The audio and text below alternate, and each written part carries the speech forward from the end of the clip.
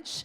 We're nearing the end of our program, so we're just going to accelerate it and bring our keynote speaker a little bit in advance, just for time purposes, and that we can be able to get as much as we can from her presentation. She's been here since this morning, and we are absolutely honored and grateful to find a woman, an official in government who dedicates her weekend to actually come and spend time with young people. And it's not just an official, it's an executive official in the mayor's office. And before I go in there, I just want to personally thank you, Dr. Mpho, for being here with us the whole day, and we really do appreciate you. So let me just do a little bit of an introduction of who our keynote speaker is. Please, let's listen very carefully. So Dr. Mpho Palatse was born in Mabopane, Northwest, and is a graduate of Sefako Makgatho Health Sciences University, which is abbreviated as SMU, previously known as Medical University of South Africa, Medunsa, where she obtained her medical degree. Dr. Palatse is also a qualified sexual assault care practitioner. She has done extensive work seeing survivors of gender-based violence assault in the city of Johannesburg and Ekurhuleni metropolitan municipalities. She is currently completing her postgraduate degree MM Med in Public Health Medicine at the University of the Witwatersrand in South Africa. On the 26th of August 2016, she was appointed City Councillor and member of Mayoral Committee, which is a local government minister for health and social development in the city of Johannesburg, South Africa, where she is currently serving. Dr. Palatse is very active in the community and has spent the last 2 years supporting women and empowering them through all walks of life. She is passionate about issues that relate to women's safety and empowerment, which she has demonstrated by leading the establishment of a gender, youth, and persons with disability policy in the city of Johannesburg, together with the Department of Social Development. Dr. Palatse sees herself as a partner with women, especially building relationships and working with young women to assist them as they establish their healthcare, safety, and developmental goals and needs. Among her responsibilities are the city's pro-poor development strategy, skills development, social benefits, gender, youth, disability, primary health care, as well as environmental health, all key functional areas for the achievement of the sustainable developmental goals. Please stand up and let's welcome Dr. Mpho Palatse, who is the member of the Mayoral Committee in the city of Johannesburg. Thank you, ma'am.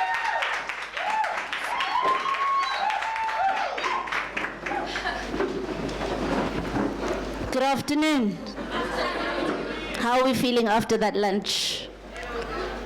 Are we ready to sit down and listen again? Yes. Are you sure? Yes. You're not tired? No. It's been a long day, but it's been worthwhile being here, right? Okay. I'm going to put my stopwatch on so that I don't keep you here longer than I should. Thank you so much for having me today. I'm so glad that I came. In fact, I was just saying to some of the guests over lunch that I'm glad that I did not just come in now to speak and leave, but I'm glad that I was here from the morning to be able to listen to some of the discussions that were going on here, because as much as we are busy with policy development in the city around issues of gender and youth, it's always important to listen. Particularly when you're developing policy, you need to listen to the people that you're developing it for, because it's for you that we are developing the policy. So a lot of the issues that you raised here today, we need to take back. We need to look at where we are. Are we moving in the right direction? Do we need to make some changes? And so I'm really glad I learned so much, and I've got so much to take back. I think before I go anywhere, firstly to thank you for the awesome initiative. This is really, really much needed. I think you know this saying that you educate a boy and you educate an individual, you educate a woman, you educate a nation. And I believe that you spot on in your investment here. I think the age is even right, because this is the right age where they need to make choices.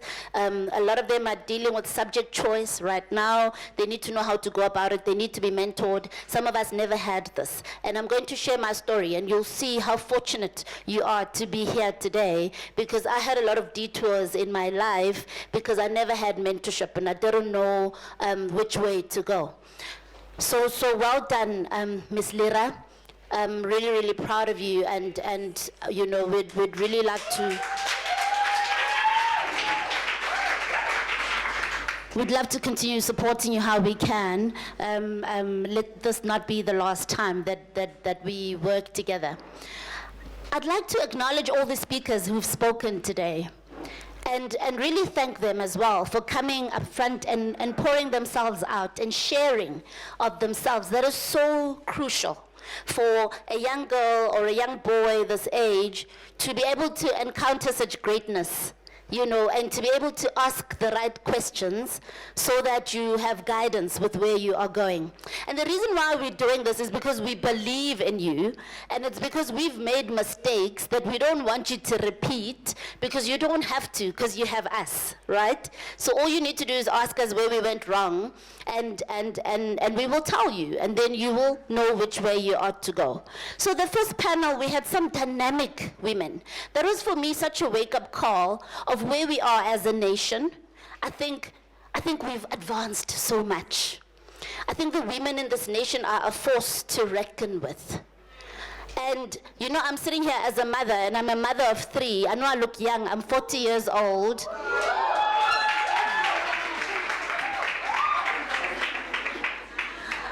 So I have a 15-year-old boy. He's just sent me a message. He had a cricket match. He's just sent me a text. He's done, so I need to go pick him up. And then I have an 8-year-old boy, and then I have a 2-year-old girl. And can I tell you, my girl is a shock to my system. After raising 2 boys, my boys are very sweet, you know, lovely kids, like dream boys. And here is this girl. I mean, she's got sass for days. She's not taking no for an answer. She knows exactly what she wants. She fears nobody. And I'm thinking, what kind of girls are we getting these days? She's very different from the girl that I was. And I think I was born in 1977. So, you know, you're born into certain social constructs, and you kind of, you know, you conform to what you see around you. So as a girl, you must behave in a certain way. You know, you must not speak out. You know, you must, you know, respect certain social constructs that were created by men. And now we're beginning to see a different kind of girl coming. And the challenge on me as a mother is to not dampen that. The challenge on me is to allow her to be, because that is how it is meant to be. And so we're in transition. I listened to the second panel, the panel of males, and I was speaking to But Basanda. Where's But Basanda seated? I was just there, he is. And I was just saying to him, thank you so much for your honesty. Because sitting here and listening to you was such a wake-up call for me. Because it's true, and it might sound harsh when men say, or boys even, say, you're leaving us behind. But can I be honest, and I come from government, we have left them behind. Yes. And I'll tell you why. The kind of woman that some of these young boys will have to marry tomorrow, they're not ready for that kind of woman. Because they come from homes where they were taught that a woman is inferior to you, where they were taught to observe a certain culture, and now suddenly they're dealing with a different type of woman. And that's where you find a lot of conflict even in relationships, even in marriage. And I think Dr. Miranda also alluded to that. In her own life, she struggled with that. And I also struggled with it in my own life and continued to struggle with it. Because the older men are struggling, adapting to where we are as women and the type of women that we are raising. And now we expect this older man to teach these boys, but they're also still trying to figure it out. And now these boys are thinking, now what do we do? Because it looks like nobody knows, what's going on. So I think my take home out of this whole thing is that we are in transition. I think we're still very much in transition, and I think nobody has all the answers. I think we're figuring things out. And I think what's important is for us to continue congregating like this and having these conversations, because it took me sitting down here and listening to Amanda say it's tough to understand where he is as a man in 2018.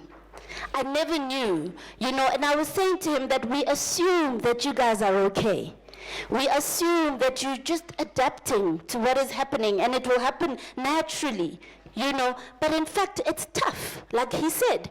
I mean, he was asked a very simple question. What does it mean to be a man? And he couldn't answer because he doesn't know what it looks like in 2018. It's different from what he was taught if he went to the bush. It looks different from what he was told in the bush. And so we are a work in progress. This is a work in progress. And so I'm saying, keep on doing what you're doing, because there's a need to keep the conversation going until we figure it out. I don't think anybody has the answer. Government does not have the answer. And that's why in establishing our GOD policy, we're actually partnering with an academic institution. We're actually busy with the supply chain process now, because we want that kind of research, and we want robust debate around these issues, so that by the time we table it in council, we know that we're representing the masses, and we know that we've kept up with the times, that we've stayed true to where we are, because it's very easy to get tempted to go on experience. But times have changed, and they're moving so quickly. And so there will be a lot of engagement, and perhaps we could even invite you, to come and talk to us when we start doing that engagement, because you've got a cohort of young girls who can talk to us, and you've got young boys who can also talk to us, because that's what we need to do. We need to listen. So without wasting time, I'm going to share with you, young people, I'm going to share with you a bit of my life journey, which is what I was asked to do. And having sat here and listened, I will try and focus on areas where I think there could be learnings for you, or something that you can take away, okay? So as introduced, I am an MMC in the city of Johannesburg. Do you know what an MMC is? Okay. So do you know what a minister is in government? Okay. Do you know what an MEC is? So? Okay.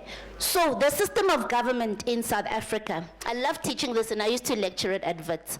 You have 3 tiers of government, right? You've got national government, you've got provincial government, you've got local government. You know that, right? So at national government, you've got the president.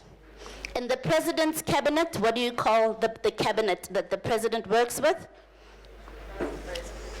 It's the ministers.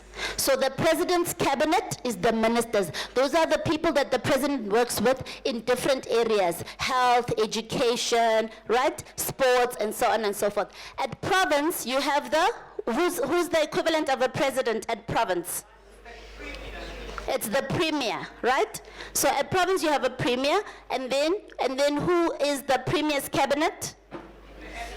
The MECs at province. And then lastly you have local government. What's an example of a local government? Which local government do you know? Tshwane is a local government. Another one? Ekurhuleni is a local government. And which one are we in now?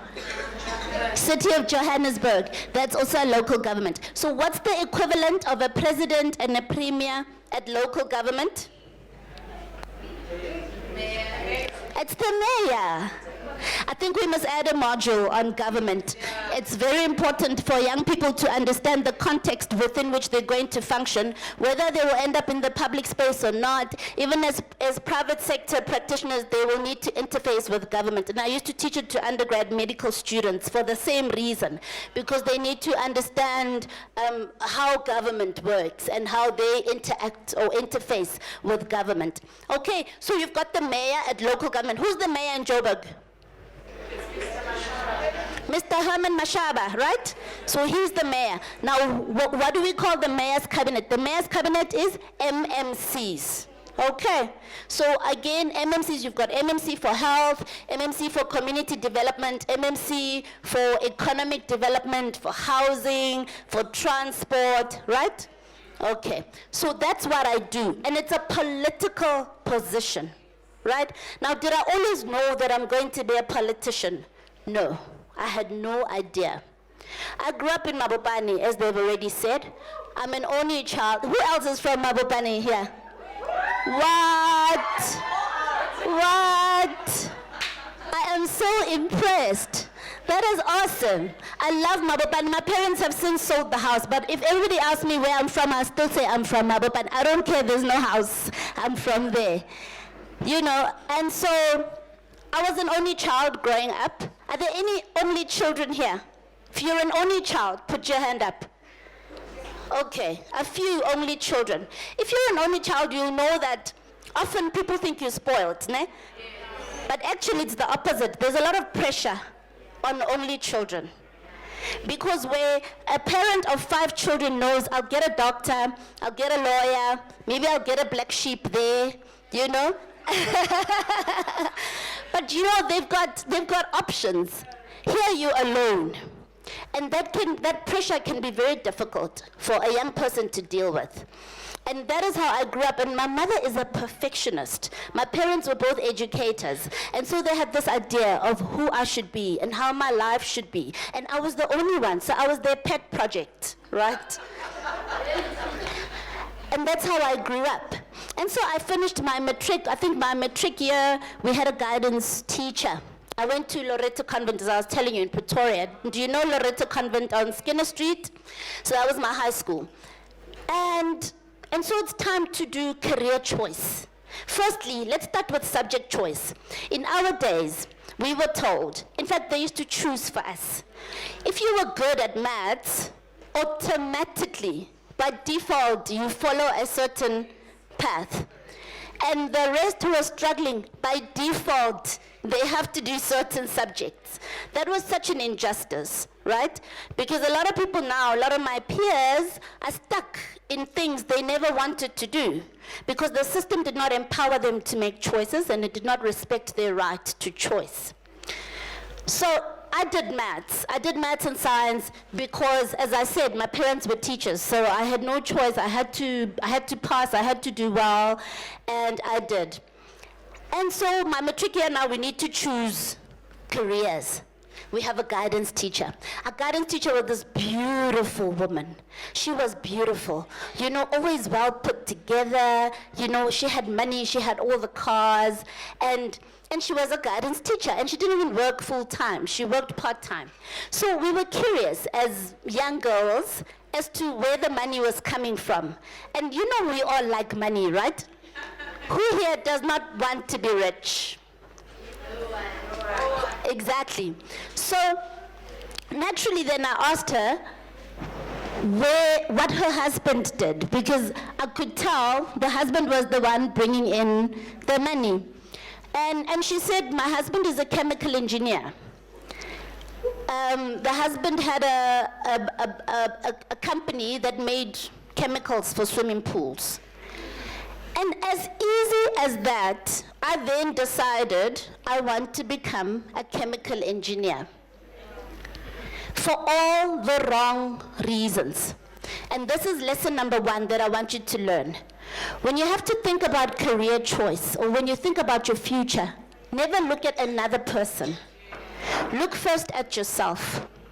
Understand yourself first, and that is the best way for you to know which way you ought to go.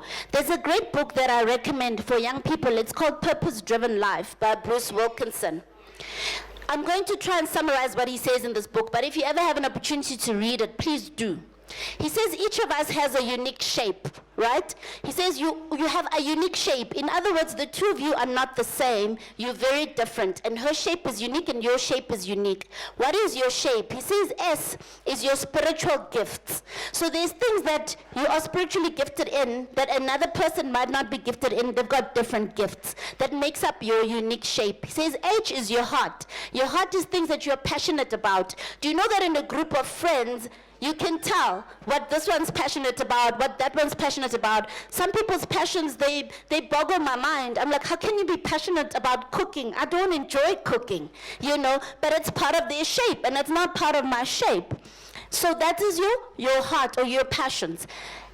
A is your abilities or your talents, the things that you are talented at. I've got a son who plays cricket, as I just said. He wants to play cricket for a living, and he's talented. I was terrible at sports. In fact, I played hockey in high school, and I hated it. The only reason I played is because they threatened to give me detention if I didn't go for trials, and then they snuck me into the team. But I hated every minute of it. I loved debate, and I loved academics. I loved books. I loved culture.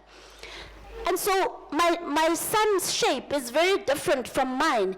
When he gets spare time, he wants to go and perfect his bowling. He's a spin bowler, and he talks in, I got so many wickets yesterday. That's what drives him. I found him one day watching television. He was watching cricket on TV in full gear. He had his helmet on, his pads, everything, sitting, watching a cricket game. Now that's passion for you, and that's talent for you. But I could never be like that. And so that is part of his shape. It's not part of my shape. We spoke about A, that's your talents. P is your personality. People have different personalities. Some people are a natural people's person. They love connecting and interacting with other people. Some people are more introverted. They want to be alone in a room, and they want to figure things out, or they want to write, or they want to compose a good song, So that's fine. It's who you are. It's your shape, and you need to embrace it.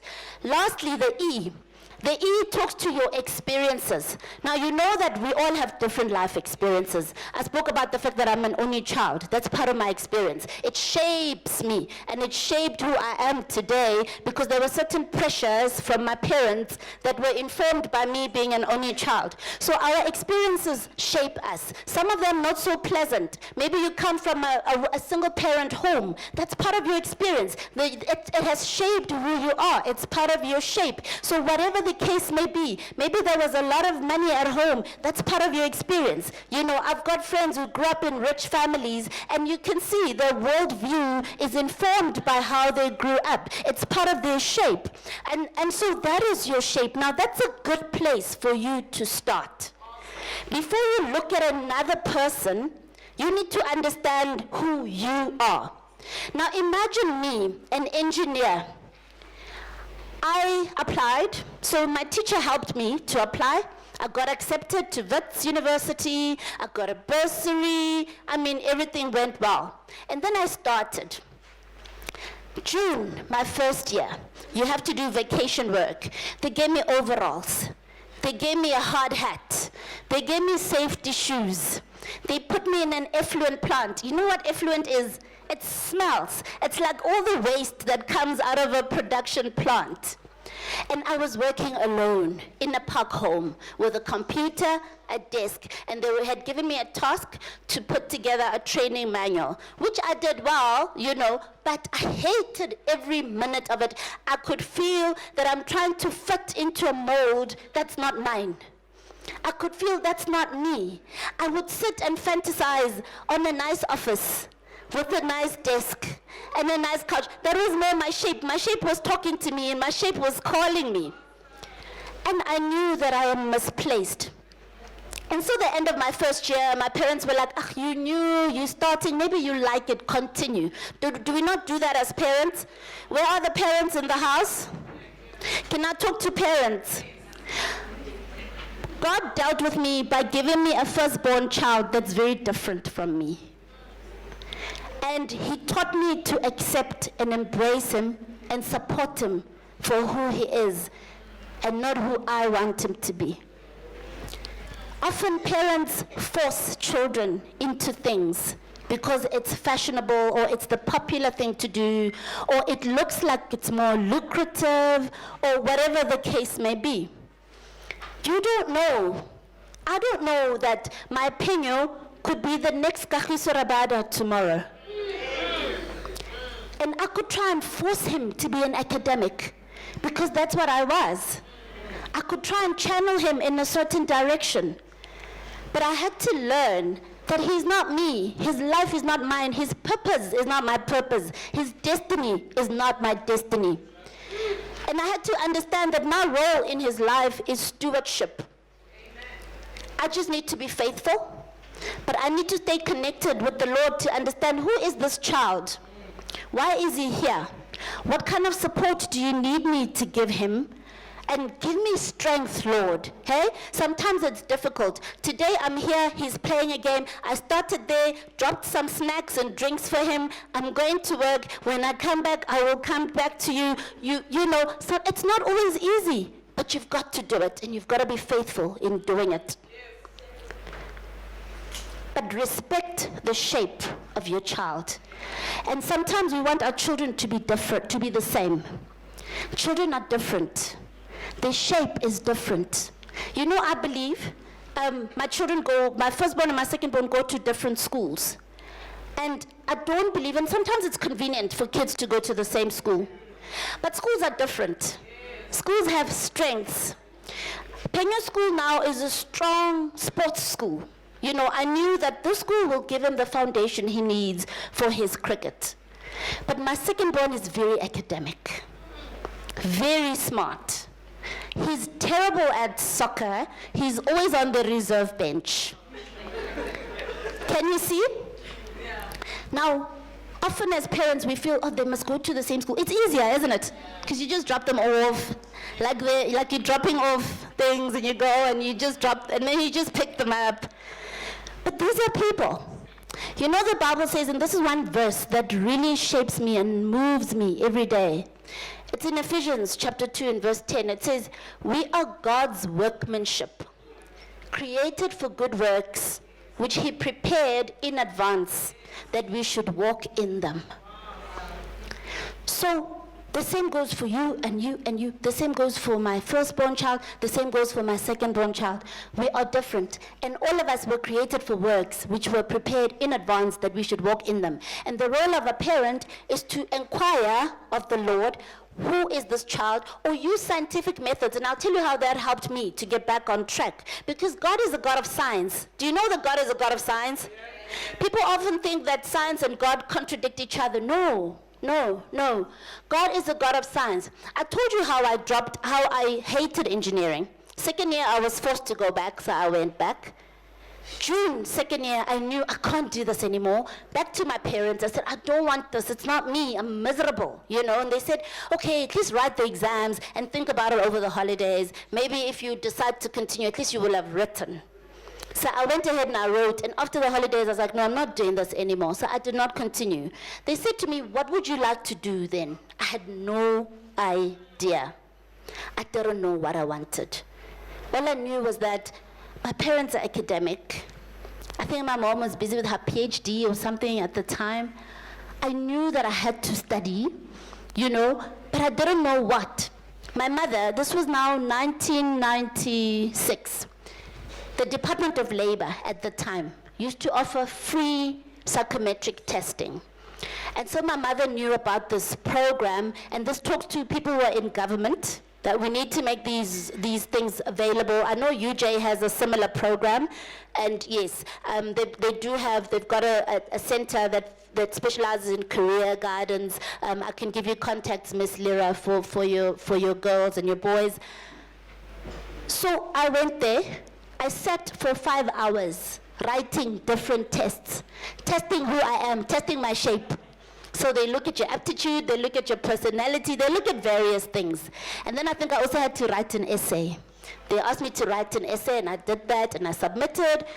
And at the end, you sit with an educational psychologist, and they take you through, their findings. That was a scientific method that helped me align with the purpose of God for my life. That's why I believe that God is a God of science.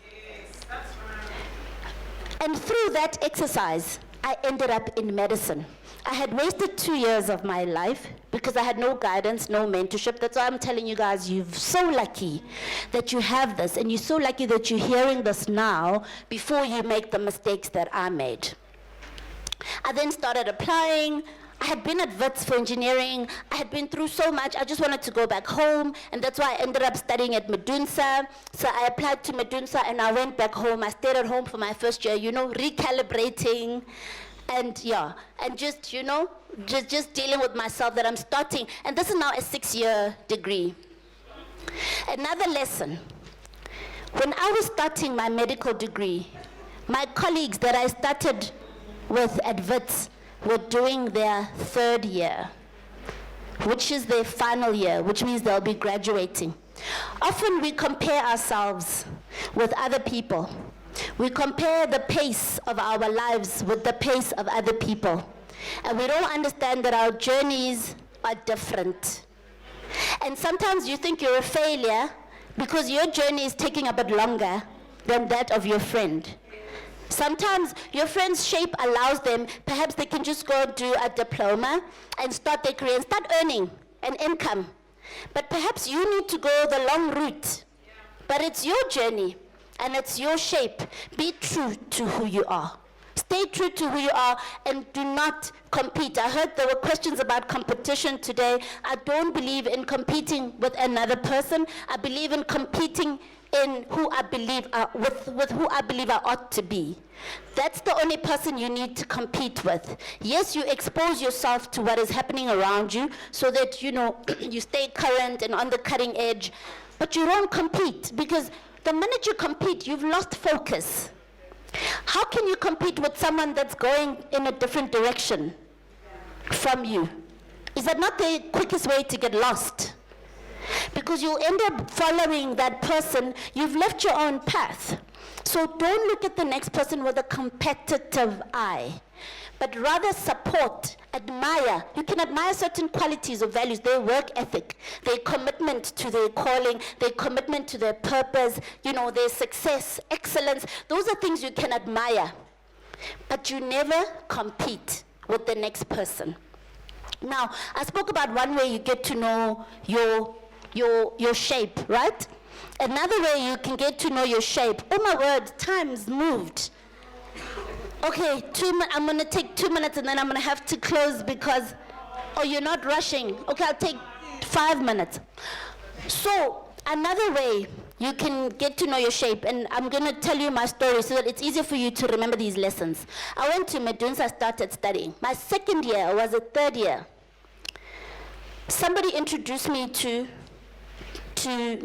God in the true sense. You know how we all grew up in church? And we all went to Sunday school and I got confirmed in the Lutheran church. And we learned all these things and it was all good and we looked pretty for our confirmation parties and it was so nice, right? But I never really had a relationship with God. And I think it was in my 3rd year, yes, when somebody introduced me to God and I began to have a relationship, a personal relationship with God. And when that happened, it took me by surprise, but it also came in such an aggressive manner that it also further disrupted my studies because I just wanted this person. I was so excited, I was so in love. I was like, who are you? Where have you been all my life? I've been reading about you, but I never knew you.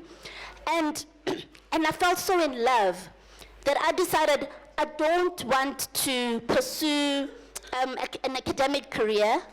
I want to be a missionary. Now, my shape was already talking because I love people. And I think my being an only child also predisposed me to that. I love people because I grew up without people. I grew up alone and I was lonely from the womb. And so I think about another 2 years was wasted while I was traveling that path. But I believe it was God that used my parents. They dealt with me. You know what they said? They said to me, okay, so you say you want to be a missionary, let's see. They took away my allowance.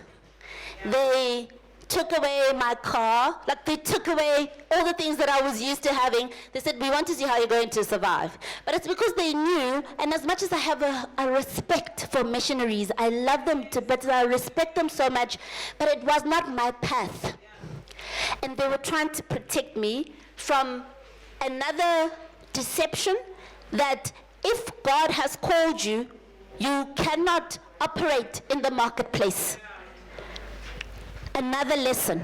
Some of you here, along your life journey, they will tell you you are called. You're called to do big things. Did you hear Sis Lira when we started? She said she was given this vision by the Lord, but we're not in church. It's a secular vision. It belongs in the marketplace. But the calling, she got it from God. Another trap you must look out for.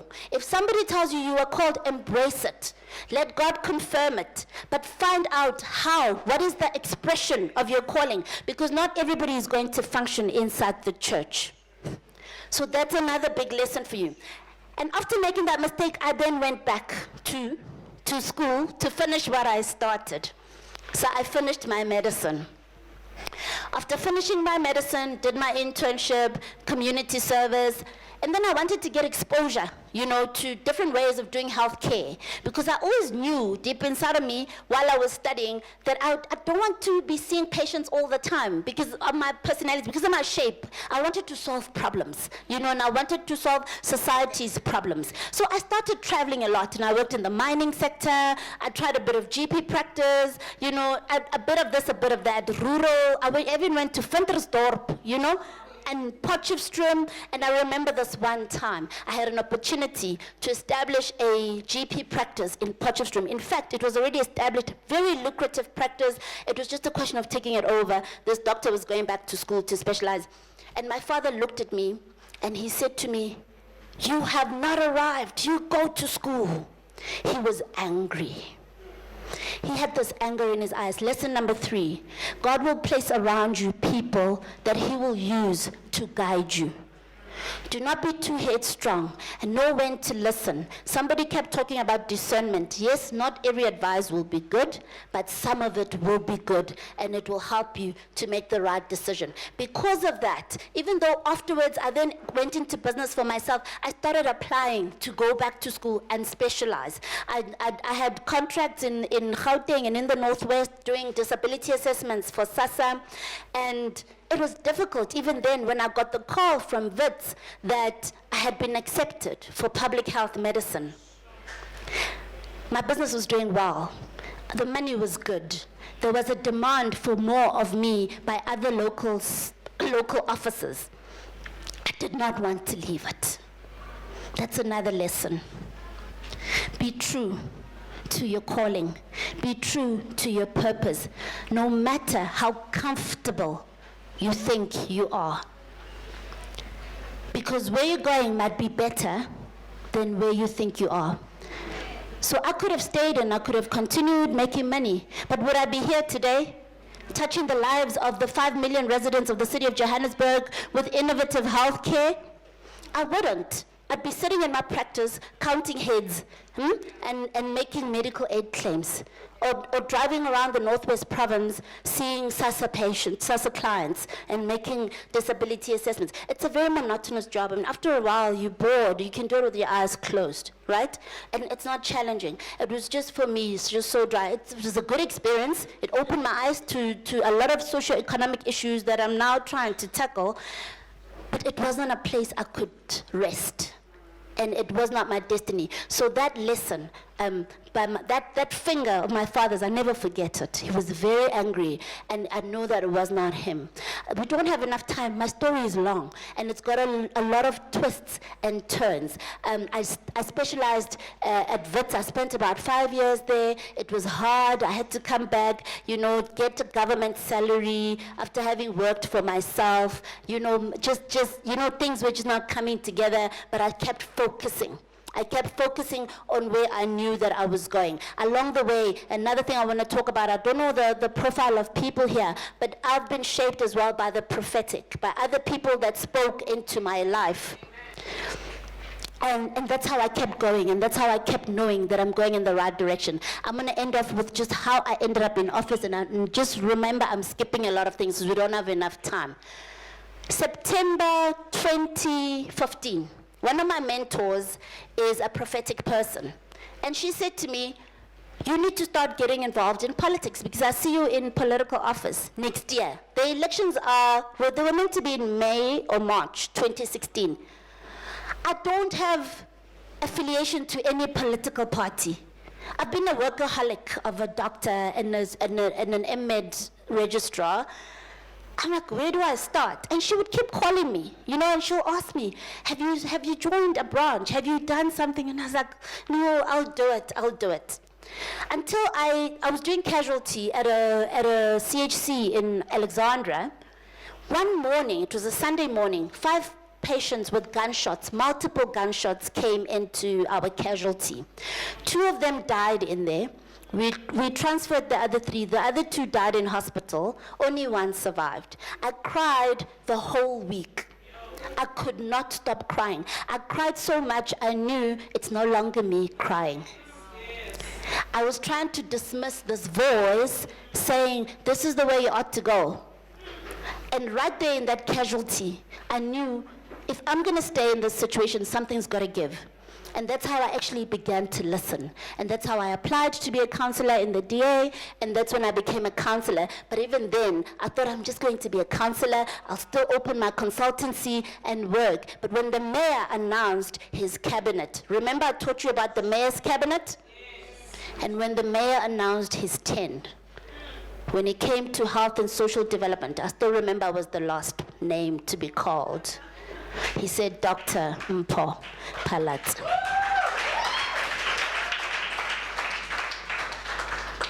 I hope you've been able to learn a few things from my testimony, even though I summarized it. But think very carefully about your life. When you're thinking about your life, it's not about your friends, it's not about your parents, it's not about anybody else. You came into this world alone. You came here for a purpose. Psalms 139 says, every day of my life was written in your book before a single one came into being. Make sure that you inquire to see what is in that book. What is it that I'm here for?